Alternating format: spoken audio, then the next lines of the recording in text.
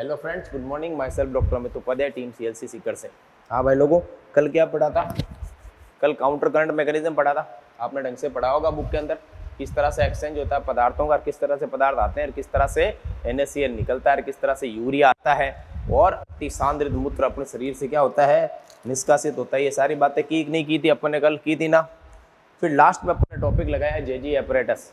क्या लगाया था? JG एपरेटस, जो मैंने लिख रखा है, देख लो, आपको पहले से ही लिखा हुआ है। गुच्छीय आसन उपकरण, JG एपरेटस, गुच्छीय आसन उपकरण, ये अपन ने पढ़ा है ना। अब आप एक चीज पे ध्यान दो कि गुच्छीय आसन उपकरण क्या है और किस किस के बीच में बना है। तो कल जैसा मैंने आपको लास्ट में डायग्राम बनाया था, तो उसमें मैंने आपको बताया कि रियल में ऐसा नहीं होता है जो अपन डायग्राम बनाते हैं। कैसे? देखिए आप, ये किस किस के बीच में बनता है, देखो आप, इधर डायग्राम बनाता हूं मैं। ये तो आ गया बोमन कैप्सूल, कल बनाया था अपने, देखो यार, वापस वही बना रहा हूं मैं। बोमन कैप्सूल आ गया। बोमन कैप्सूल से नीचे वाली संरचना जो निकलती है अपने सबको पता है क्या है, PCT। क्लियर? चलो साहब। दूसरी इधर से रुधिर वाहिनी आती है, उसका नाम क्या रखा था आपने? एफरेंट। ये आ गई एफरेंट। यहाँ पर ये क्या बन गया? ग्लोमेरुलस। ये चली गई कौन? इफरेंट। ये आ गई एफरेंट, ये चली गई इफरेंट। सही बात है, ये तो अपने कई बार बोल दिया है कि एफरेंट आती है और इफरेंट जाती है। क्लियर? और रुधिर वाहिनियों की आंतरिक सतह पर हमें पता है कौन सा उत्तक होता है? सरल सल्काकार उपकला उत्तक, जिसे अपन एंडोथेलियम कहते हैं। और यहां से घूम के वापस कौन निकलती है? DCT। DCT डायरेक्ट सिटी में नहीं खुलती, घूमकर आकर फिर सिटी में खुलती है। ये लो, अब खुलेगी किस में जाकर? सिटी में। ये नहीं, ये माना कि सिटी है, ये DCT है। देखो आप, इस तरह से आई, यहाँ पर ये खुल गई। अब ये धीरे धीरे द्रव कहाँ जाएगा? नीचे आ जाएगा। ये आ गई कौन? DCT। ये भी कौन निकल रही है? DCT।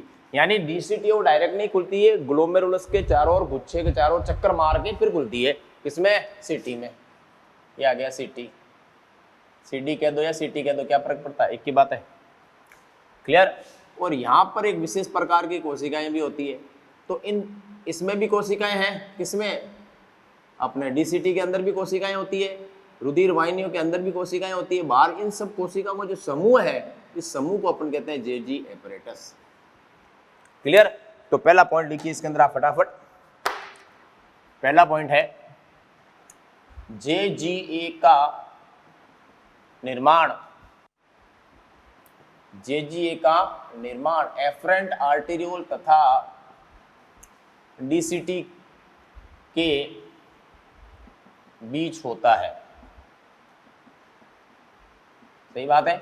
ऐसा इसलिए होता है कि ये जो द्रव जा रहा है ना DCT में, जिसकी सांद्रता आप कितनी करके बैठे हो? 200। ये जा रहा है ना, इसको चेक करता है कि इसमें कोई आयन कम तो नहीं है, कोई विद्युत अपघट्य ज्यादा तो नहीं है, वाटर की मात्रा कितनी है, कहीं यूरिन के अंदर ज्यादा वाटर या किसी प्रकार का विद्युत अपघट्य यानी इलेक्ट्रोलाइट, सोडियम, पोटेशियम, बाइकार्बोनेट, जो हमारे शरीर के लिए बहुत आवश्यक है, वो कहीं मूत्र में निष्कासित तो नहीं हो रहा है। ये सब जांच करती है। किससे? ब्लड के अंदर 300 है, तो इसके भी बराबर आने वाले टाइम में कितनी कर देगी? पहले 200 है, फिर 300 कर देगी, ये बराबर। ये जांच करती है कि इसकी 200 क्यों है, कहीं कोई पदार्थ ज्यादा तो नहीं जा रहा है। ये सारा काम करने का काम किसका है? JG ऑपरेटर का। यानी कोई अपने घर में चीज बनाते हैं, एक्स्ट्रा बच गई है, कुछ यूजफुल कुछ अनयूजफुल, तो यूजफुल नहीं होती उसको आप डायरेक्ट फेंकते हो कि पहले देखते हो ये यूजफुल है कि नहीं है? पहले देखते हो ना भाई, ये यूजफुल है, इसको रख लो। यूजफुल नहीं है, फेंक दो। तो ये जैसे अपन घर के अंदर किसी सामान की चेकिंग करते हैं, किसी बैग को लेने से पहले देखते हैं बैग में कुछ पदार्थ है तो नहीं, काम का है, बिना काम का तो बाहर फेंको, काम का है तो घर में रखो। यही करते हैं अपन। सेम यही करता है कौन? JG operators. क्या करता है? कोई अगर मान लो कोई आवश्यक आयन है या जल शरीर में कोई चीज की जरूरत है, तो इसमें से खींच के वापस निकाल देगा, क्योंकि ये तो मूत्र के रूप में चला जाएगा। ये भाई अंत में इसका क्या बनना है? यूरिन ही बनना है। अंत में इसका क्या करना है? यूरिन यानी मूत्र ही बनना है। तो मूत्र में चला जाएगा, शरीर से बाहर बेटर है। अगर शरीर को जरूरत है इसको रख लिया जाए। ये सारा चेकिंग का काम, यानी पुलिस चौकी एक तरह की, कौन ये करता है? कौन? JG apparatus. किसको बाहर जाना है, किसको बाहर नहीं जाना, ये सारा कार्य है। इसकी जांच करना, मूत्र में कौन सा पदार्थ निष्कासित होता है शरीर से, कौन सा उत्सर्जित होता है, इसका पता लगाने के लिए क्या करता है? आपको कौन काम करता है? JG एपरेटस की। यहाँ पर विभिन्न प्रकार की जो कोशिकाएं हैं, कल मैंने दिखाया था, विशिष्ट प्रकार की कोशिका होती है, विशिष्ट यानी स्पेशल कोशिकाएं होती है, जो जांच करती है कौन सा आवश्यक है और कौन सा अनावश्यक है। ये सारी चीजों को काम करने का कार्य इसका होता है। तो पहला पॉइंट बीच में होता है। इस उपकरण का निर्माण, इस उपकरण कौन सा, इस उपकरण का निर्माण स्मूथ यानी कि चिकनी पेशियों, स्मूथ मसल्स यानी चिकनी पेशियों के रूपांतरण से होता है। ध्यान रखना, स्मूथ मसल रूपांतरण के कारण होता है। यानी कि जो कोशिकाएं विशेष प्रकार की बनेगी वो किसके रूपांतरण से बनेगी, स्मूथ यानी चिकनी पेशियां जो हमारे ऐच्छिक नियंत्रण में नहीं होती है, तो रूपांतरण के कारण होता है। क्लियर। नेक्स्ट, इसमें मुख्य रूप से 3 प्रकार की कोशिकाएं होती है, 3 प्रकार की सेल्स रूपांतरित होकर बनती है। कितने प्रकार की रूपांतरित होकर बनती है कोशिकाएं, 3 प्रकार की रूपांतरित होकर बनती है। किस किस में, एफरेंट आर्टेरियोल में रूपांतरित कोशिका कौन सी बनेगी, उसका नाम होगा जेजी सेल। क्या नाम है, जेजी सेल। यानी एफरेंट आर्टेरियोल में रूपांतरण होगा तो उसमें विशेष प्रकार की कोशिकाएं कौन बनेगी, जेजी सेल। दूसरी, डीसीटी में रूपांतरण से बनने वाली कोशिकाएं, उसको आप बोलोगे मैक्यूला डेंसा सेल। क्या नाम है, मैक्यूला डेंसा सेल। ध्यान रखिएगा, मैक्यूला डेंसा सेल। और एफरेंट आर्टेरियोल तथा डीसीटी के बीच में एक और कोशिका बन जाती है। किसके, अभी जूम करूंगा मैं इसको डायग्राम को। एफरेंट आर्टेरियोल तथा डीसीटी के बीच में रूपांतरित कोशिका कौन सी होगी, उसका नाम है लैकिक सेल। क्या नाम है, लैकिक सेल, या इसका एक और नाम है पोलकिसन सेल।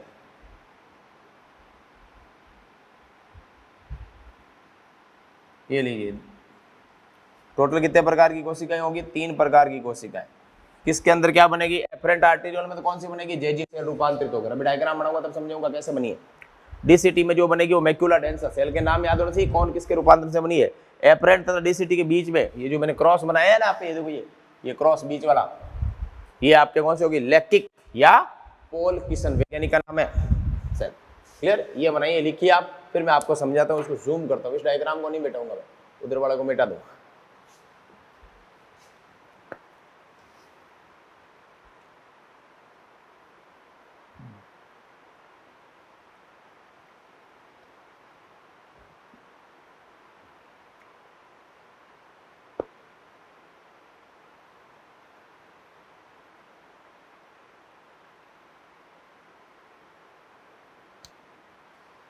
ओके, चलिए।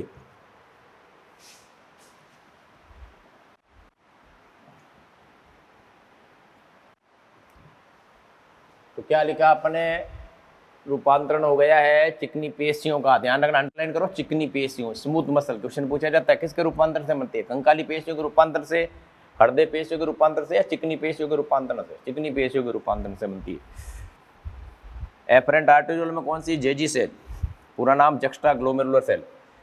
डीसीटी के अंदर मैक्यूला डेंसा। और एफरेंट आर्टेरियोल और डीसीटी के बीच में जो बनने वाली सेल होगी उसका नाम हो जाएगा लैकिक सेल और पोलकिसन सेल। तो तीनों में अलग अलग सेल बनेगी भाई, ध्यान रखिएगा, ठीक है। चलिए अब अपन इस डायग्राम को जूम करते हैं, देखते हैं कि बेसिकली बना कैसे ही। तो जूम करें अपन इसको आप लिख दो यहाँ पर जूम। क्या लिखोगे, जूम कर दे, जूम इसको। चलिए साहब जूम कर देते हैं अपन। सबसे पहले जूम करता हूँ मैं एफरेंट आर्टेरियोल को। इधर ध्यान दे, आप इधर प्रकाश डालिए, सिर्फ बोर्ड पे प्रकाश डालते रहिए आप।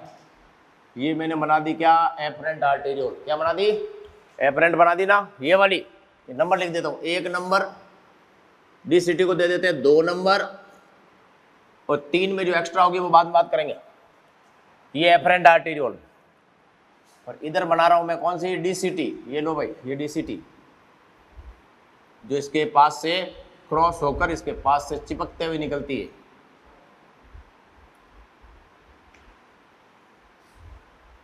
हाँ, तो अपन क्या कर रहे थे, इसको मैं जूम कर रहा हूँ भाई, तो जूम में अपन ने एक नंबर को जूम किया, एक नंबर का क्या नाम रखा था अपन, देखो इधर एपरेंट आर्टीरियोल, ये हो गई ए का मतलब एपरेंट आर्टीरियोल।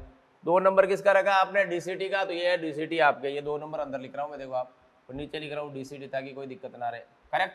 अब थोड़ा इधर देखिए आप, जो आपके एक नंबर है, ये क्या नाम है इसका, एपरेंट आर्टीरियोल। एपरेंट आर्टीरियोल की आंतरिक सतह पर कौन सा ऊतक पाया जाता है, रुधिर वाहिनी है, तो बता दो भाई, रुधिर वाहिनियों की आंतरिक सतह पर, वेरी गुड, सरल सल्काकार उपकला ऊतक, जिसको अपन कहते हैं एंडोथीलियम, करेक्ट। और डीसीटी की आंतरिक सतह पर कौन सा ऊतक पाया जाएगा, कोई बताएगा, बिल्कुल बताओ, सरल घनाकार, कौन सा, घनाकार, यानी कोशिकाएं कैसी होती, घन की आकृति की, लंबाई चौड़ाई ऊंचाई मोटाई जो भी है बराबर होती है। ये लो बराबर कर दी मैंने। अब आपके दिमाग में, आपके दिल में कुछ ख्याल आ रहा है क्या, नहीं आ रहा है, तो आ जाना चाहिए कि यार ये रूपांतरण वाली कोशिकाएं हैं या सामान्य कोशिकाएं हैं। तो भाई लोगों ये सामान्य कोशिकाएं हैं, रूपांतरण अभी अपन ने बताया नहीं है, ठीक है ना। अब देखो ये तो कॉमन है, इसमें सरल सल्काकार है, इसमें सरल घनाकार है, ये कौन सी है लिख देता हूं मैं आपके, देखो ये है सरल घनाकार है, ठीक है ना, और ये सरल सल्काकार है, कौन सी है, सरल सल्काकार है, यानी स्क्वामस है सेल से। इसी को तो अपन क्या कहते हैं, पढ़ रखा है अपन ने सर्कुलेटरी सिस्टम में, एंडो, वेरी गुड यार, इंटेलिजेंट आप, एंडोथीलियम। चलिए साहब, ये एपरेंट हो गई, ये डीसीटी हो गई। अब करते हैं अपन क्या, इसका रूपांतरण करो भाई, ये कर दिया रूपांतरण, यहाँ पर चिकनी पेशियां होती है, इसने कर दिया रूपांतरण, ये लीजिए रूपांतरण करके ये घनाकार टाइप की कोशिकाएं बना दी, कैसे बना दी, घनाकार टाइप की कोशिकाएं, और इसने रूपांतरण करके कैसी कोशिकाएं बना दी, स्तंभाकार आकृति की, कैसी बना दी, स्तंभाकार, जिसकी लंबाई ज्यादा चौड़ाई कम, और केंद्रक की जो स्थिति होगी वो कहाँ होगी, उसके नीचे वाले भाग में, जिसको अपन कहते हैं बेसल पार्ट या आधारीय भाग। न्यूक्लियस की पोजीशन से आप बता सकते हो कोशिका घनाकार है, स्तंभाकार है, सल्काकार है, क्लियर है, केवल न्यूक्लियस की पोजीशन से। तो ये रूपांतरण तो किसका हो गया, एपरेंट का, ये रूपांतरण किसका हो गया, डीसीटी का। इन सेल्स को क्या कहते हैं, इसको कहते हैं जेजी सेल्स, क्या कहते हैं, जेजी सेल्स। चलिए साहब एक क्वेश्चन करो, जेजी सेल किसके रूपांतरण से बनी है, चिकनी पेशियों के रूपांतरण से। और इधर जो मैं बना रहा हूं ये कौन सी हो गई भाई, ये रूपांतरण किसमें हो गया, डीसीटी में हुआ है, डीसीटी में रूपांतरण हुआ, तो इसका नाम क्या रखा, मैक्यूला डेंसा सेल, कौन सी, macula densa cells, macula densa कोशिका को सेल कहती है, मैक्यूला डेंसा सेल, ओके। चलिए सर, या इसको अपन कहते हैं कीमो रिसेप्टर, क्या कहते हैं, कीमो रिसेप्टर, क्योंकि केमिकल के प्रति ये संवेदनशील होती है, कीमो रिसेप्टर यानी कि पता ही आपको रसायन के प्रति संवेदनशील है, क्लियर। ये जेजी, और इन दोनों के बीच में एक और सेल बना रहा हूं, 3 प्रकार की होती है ना दोनों के बीच में, याद करो आप, एक तो हो गई एपरेंट की, एक हो गई डीसीटी की, और तीसरा रूपांतरण, उन दोनों के बीच में इसका नाम कहते हैं अपन, कौन सी सेल, याद करो, लैकिक सेल। ये 3 नंबर कहाँ है, 3 नंबर देखो, ये रहा जो बीच में यहाँ लिख रहा हूँ, ये नहीं बनाया मैंने, ब्लैक कलर से जो लाइन मैंने बनाई यहाँ पर, ये लो इधर बना देता हूँ भाई, ये कौन सी सेल है, ये कौन सी सेल है, इन तीनों को मिक्स करके जेजी लिखा था, ये सेल है लैकिक सेल, इसको नंबर दे दो आप, कौन सा, 3, दोनों के बीच में आ गई ना ये वाली, ये 3 नंबर आ गई। चलिए लैकिक सेल, या इसका दूसरा नाम पॉल किसन सेल, क्या नाम है, पॉल किसन सेल, ये लीजिए साहब, ये व्यवस्था, इन तीनों की व्यवस्था को, इन तीनों को मिक्स कर दो आप, इसको तीनों को मिक्स करके बोल देते हो जेजी ए, यानी कि जेजी एपरेटस, क्लियर। चलिए साहब ये बनाइए पहले और आगे बढ़ते हैं अपन। ये लिख देता हूँ कुछ काम की पॉइंट। जेजी सेल्स के द्वारा रेनिन तथा renin erythropoietin peptide hormones, peptide hormone मतलब प्रकृति कहती है पेप्टाइड, पेप्टाइड का मतलब प्रोटीन प्रकृति के हार्मोन है, इसलिए लगा क्या नाम क्या किया है, पेप्टाइड हार्मोन्स का सीक्रेशन यानी स्त्रवण होता है। क्लियर। जब ब्लड प्रेशर यानी बीपी, ब्लड प्रेशर कम होता है तो रेनिन का स्त्रावण होता है। किसका स्त्रावण होता है? रेनिन का स्त्रावण होता है, जो ब्लड प्रेशर को वापस बढ़ा देता है। बढ़ा देता है इसका मतलब क्या कर देता है? नॉर्मल कर देता है, जितना उसके शरीर के अंदर नॉर्मली होना चाहिए। क्लियर। तो रेनिन ब्लड प्रेशर बढ़ाता है, अभी ध्यान रखना। नेक्स्ट अभी बताएंगे अपन आगे किस तरह से बढ़ाता है। तीसरा, जब ब्लड यानी आरबीसी की कमी हो तो इरिथ्रोपोइटिन, कौन सा हार्मोन निकलेगा? इरिथ्रोपोइटिन हार्मोन का स्त्रावण होता है, जो ब्लड निर्माण की प्रक्रिया को बढ़ाता है। किसकी प्रक्रिया को बढ़ाता है? ब्लड निर्माण की। यानी इरिथ्रोपोइटिन तो किससे रिलेटेड हो गया? ब्लड से रिलेटेड हो गया, ब्लड को बढ़ाने का। और रेनिन किससे हो गया? जब ब्लड प्रेशर को बढ़ाने का। इरिथ्रोपोइटिन, इरिथ्रो से पता चल रहा है ना, आरबीसी इरिथ्रो, इरिथ्रोसाइट से रेनिन, जब ब्लड प्रेशर कम हो। क्लियर। चलिए साहब, मैक्यूला डेंसा वो लिखा हूं मैं आपको, रुको जगह ही नहीं है, ये लिखो पहले फिर वो लिखाता हूं।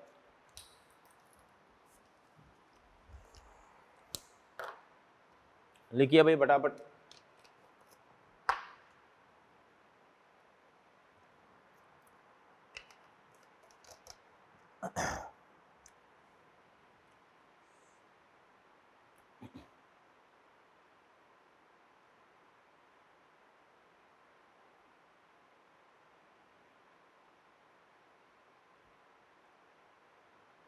हो गया? ओके, ये हो गया जेजी एपरेटस।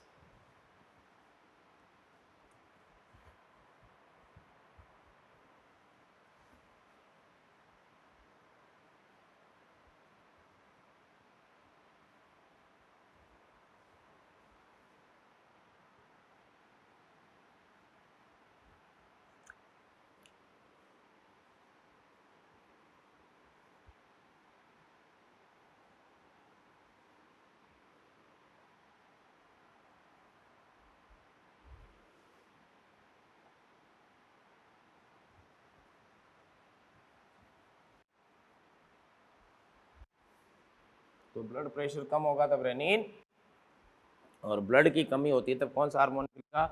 इरिथ्रोपोइटिन। दोनों हार्मोन जो है वो किस श्रेणी के हैं आपको पता है?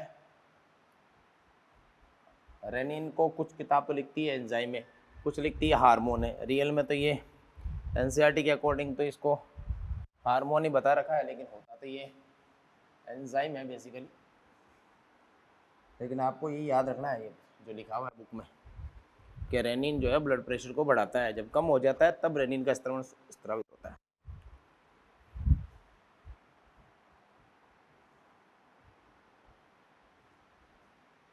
मैक्यूला डेंसा सेल के बारे में बताते हैं, क्या है ये देखो।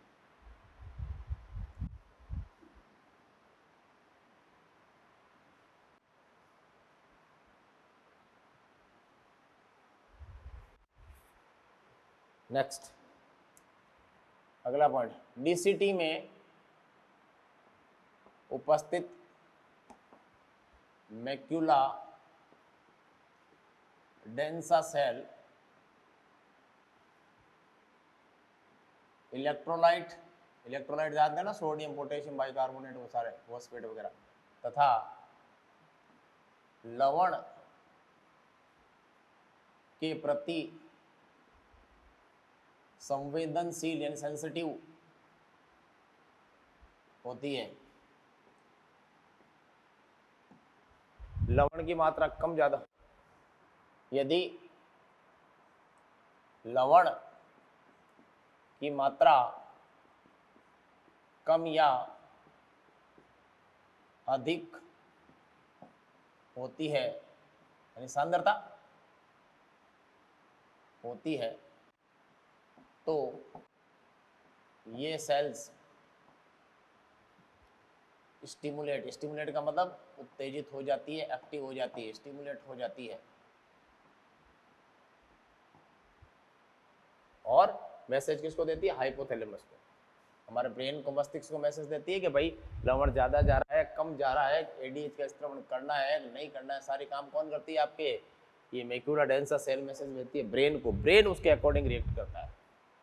ओके, तो ध्यान रखना, मैक्यूला डेंसा किसके प्रति संवेदनशील है? इलेक्ट्रोलाइट और लवण के प्रति संवेदनशील है। ओके, लिखिए ये एक लाइन, फिर अपन आगे चलते हैं।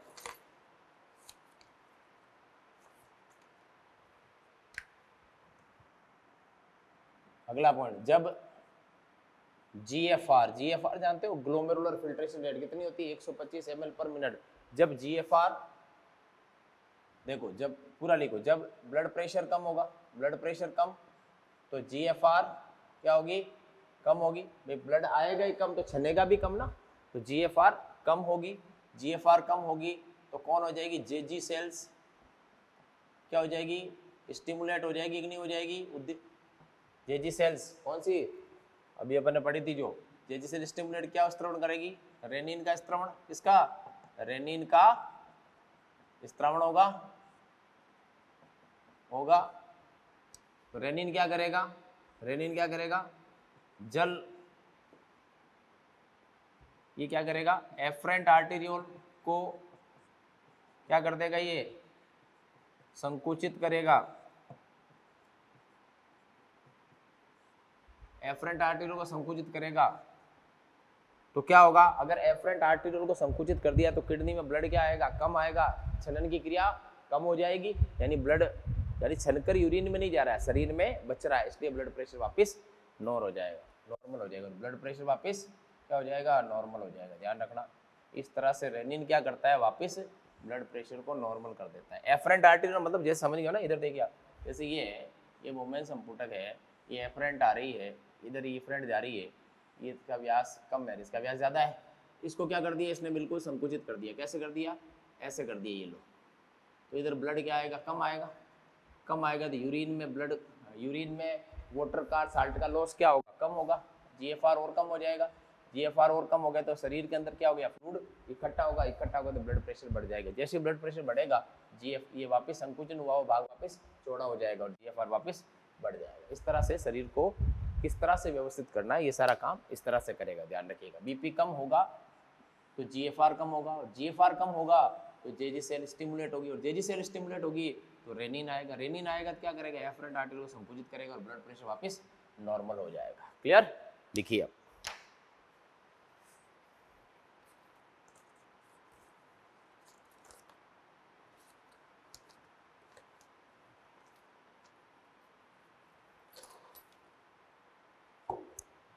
ओके, चलिए।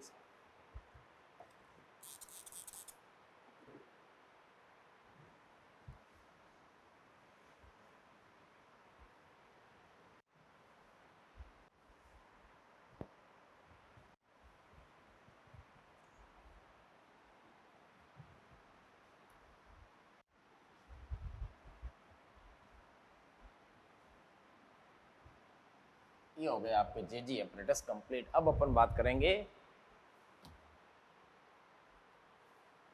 वक्रीय क्रियाओं का नियमन, यानी कि रेगुलेशन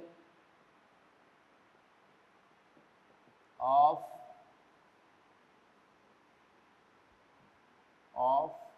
रीनल यानी kidney functions. Regulation of kidney function, regulation of renal functions, Hindi में विक के कार्यों का नियमन,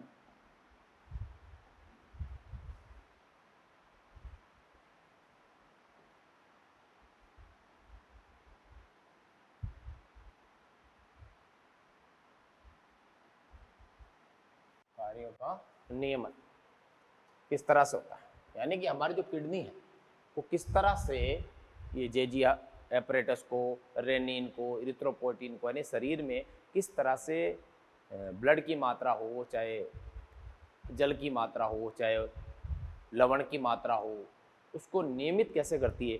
किडनी कुल मिला के हमारे शरीर के अंदर जल की मात्रा का, लवण की मात्रा का, विद्युत अपघट्य पदार्थों का, इन सब का बैलेंस कैसे बनाती है और किस तरह से मूत्र में इनको निष्कासित करती है कि शरीर में ये कम है तो रोक लो, ज़्यादा है तो इनको बाहर निकाल लो। ये मैकेनिज्म किस तरह से होती है, क्रियाविधि कैसे होती है, उसी को ही अपन कहते हैं regulation of kidney function. Regulation of kidney function ये दो तरह का होता है भाई, ध्यान रखिएगा।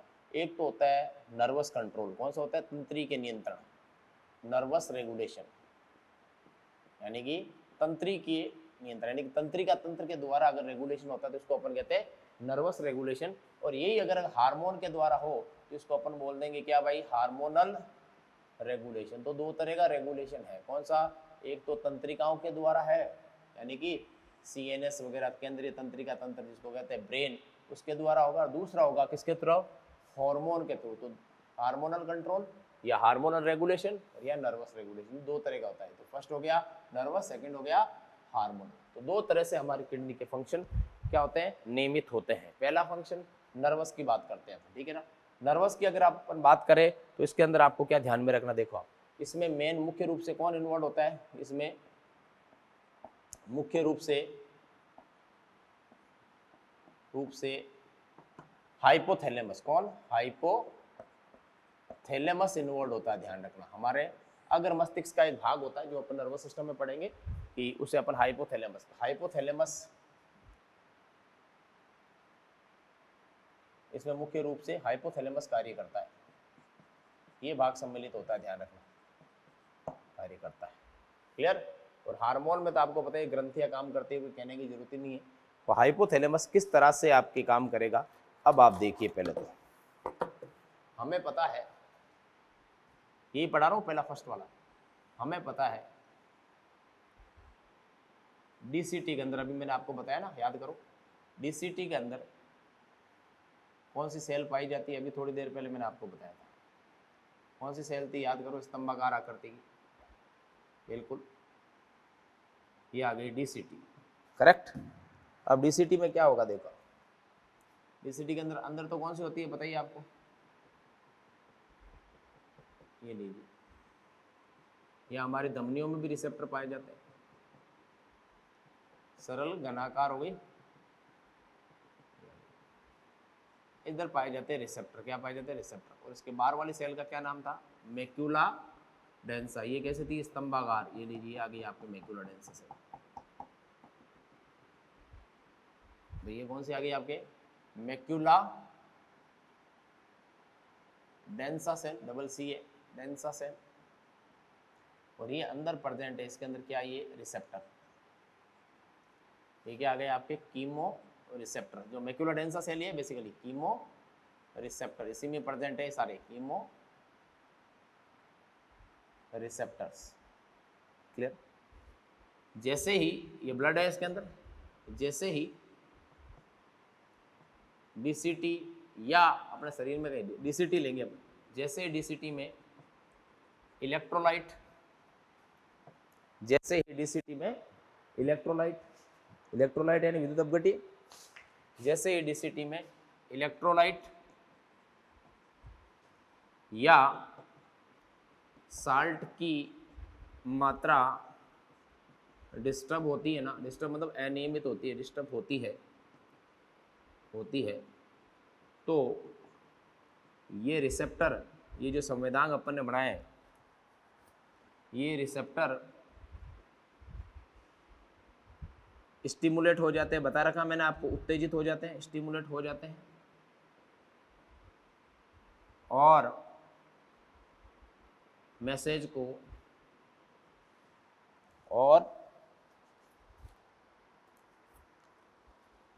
को हाइपोथैलेमस में भेजते हैं। कहाँ भेजते हैं? हाइपोथैलेमस, ब्रेन का कौन सा भाग? हाइपोथैलेमस में भेजते हैं।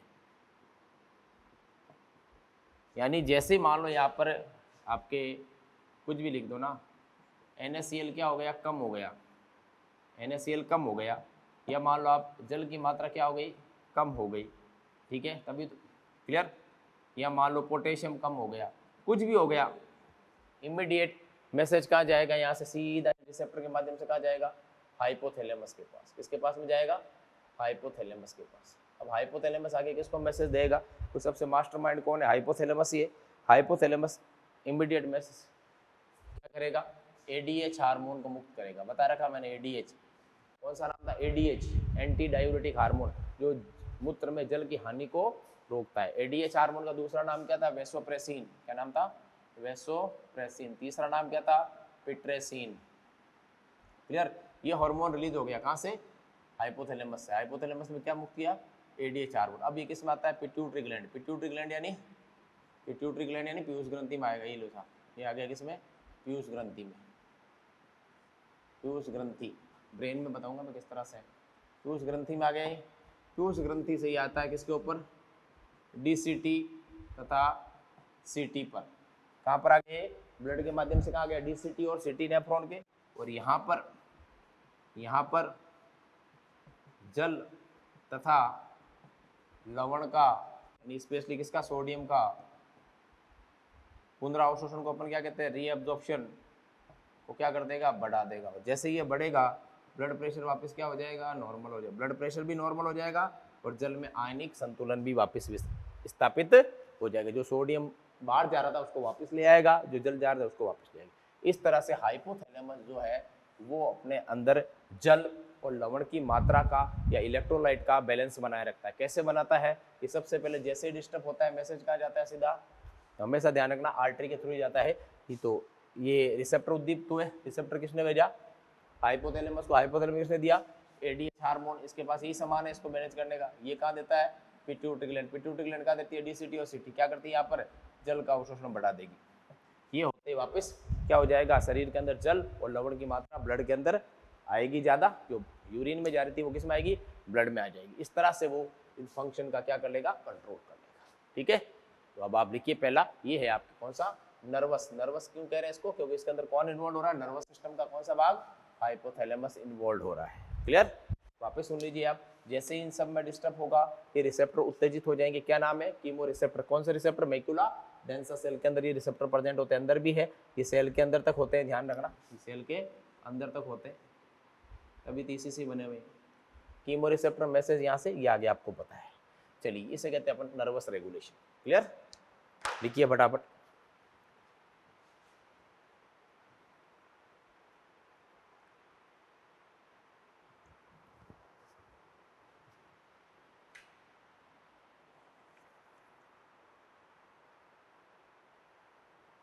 चलिए, ये आपके किडनी फंक्शन में फर्स्ट का जो टाइप था वो आया था नर्वस रेगुलेशन।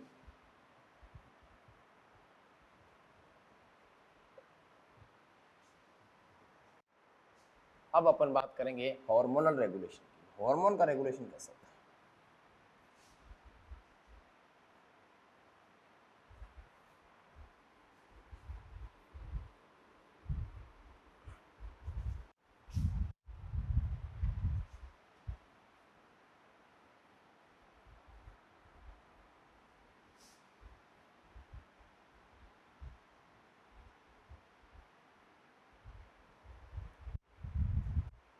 नेक्स्ट है हार्मोनल रेगुलेशन। इसमें क्या होता है? देखो, हार्मोनल रेगुलेशन में कौन सा सबसे पहला जो है वो है आपके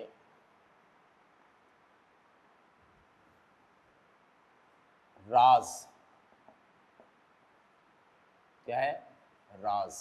पूरा नाम रेनिन एंजियोटेंसिन, एल्डोस्टेरोन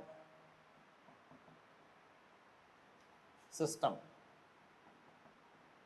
ये है पूरा नाम। इसके अंदर क्या देखो कौन कौन से हार्मोन है, रेनिन भी है, एंजियोटेंसिन हार्मोन नहीं है, प्लाज्मा प्रोटीन है, एल्डोस्टेरोन हार्मोन है।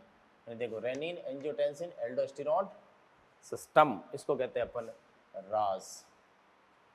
क्लियर? ये बहुत इंपॉर्टेंट है, ध्यान रखिएगा। कैसा, देखिए आप मान लो किसी का, सबसे पहले बात करते हैं अपन,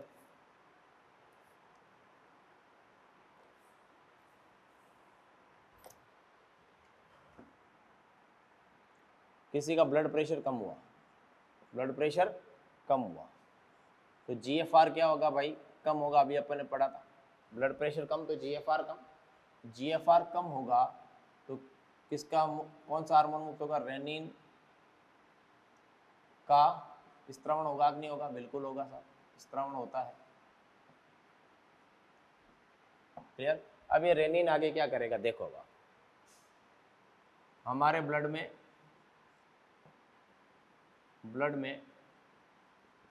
एंजियोटेंसिनोजन प्लाज्मा प्रोटीन होता है। ये क्या है, एंजियोटेंसिनोजन पूछा जाता है क्वेश्चन, क्या है ये, प्लाज्मा प्रोटीन होता है जिसका निर्माण, प्लाज्मा प्रोटीन का निर्माण कहाँ से होता है, लीवर से, जिसका निर्माण लीवर से होता है। करेक्ट? अब ये रेनिन क्या करेगा, इस एंजियोटेंसिन पे अटैक करेगा। कौन अटैक करेगा, रेनिन किस पे अटैक करेगा, एंजियोटेंसिन पे, और इसको बदल देगा एंजियोटेंसिन फर्स्ट में। एंजियोटेंसिनोजन को किस में बदल दिया इसने, एंजियोटेंसिन फर्स्ट में। अब ये एंजियोटेंसिन इमीडिएट किस में जाएगा, लंग्स में, लंग्स यानी फेफड़ों में जाकर कन्वर्ट हो जाएगा एंजियोटेंसिन सेकंड में। किस में कन्वर्ट हो गया, एंजियोटेंसिन सेकंड, यानी पहले था एंजियोटेंसिनोजन, ये तो इनएक्टिव फॉर्म थी, इसको इसने एक्टिव कर दिया, किसने, रेनिन ने। क्या बदल दिया, एंजियोटेंसिन फर्स्ट, एंजियोटेंसिन फर्स्ट से क्या बन गया, एंजियोटेंसिन सेकंड। कहाँ जाकर, लंग्स में, ये कहाँ बन गया, रेनिन। रेनिन कहाँ से आया आपको पता ही है, जेजी सेल से आया है। रेनिन कहाँ से आया है, जेजी सेल से आया है। रेनिन पूछे कहाँ से आया, बोलो भाई, जेजी सेल से। कहाँ से आया, जेजी सेल से आया है, जो जक्स्ट्रा ग्लोमेरुलर एपरेटस में होता है। अब एंजियोटेंसिन क्या करेगा देखो आप, एंजियोटेंसिन दो काम करे, एक तो करेगा वेजो कॉन्स्ट्रिक्शन ऑफ एफरेंट आर्टेरियोल, यानी एफरेंट आर्टेरियोल रुधिर वाहिनियों को क्या करेगा, क्या करेगा भाई, संकुचित करेगा। ये